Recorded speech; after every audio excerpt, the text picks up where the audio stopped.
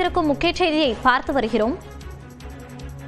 சென்னை கிளாம்பாக்கத்தில் ஜனவரி மாதத்தில் ரயில் நிலையம் திறக்கப்பட வாய்ப்பிருப்பதாக தெற்கு ரயில்வே பொது மேலாளர் பேட்டியளித்திருக்கிறார். தற்போது அதனை பார்க்கலாம்.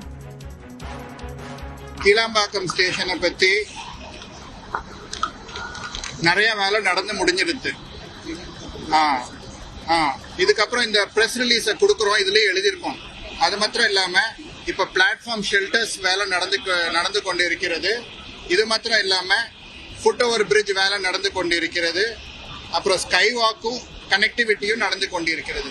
Kilambakkam, we are coordinating with the state government so that they can also early complete their portion of work. From our side, we'll be ready in next 2 months' time. So you can expect maybe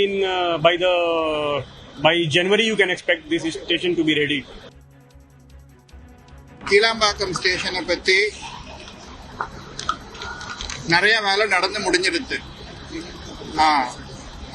இதுக்கப்புறம் இந்த press ரிலீஸை கொடுக்குறோம், இதுலயே எழுதியிருக்கோம். அது மாத்திரம் இல்லாம இப்ப platform shelters வேலை நடந்து கொண்டு இருக்கிறது.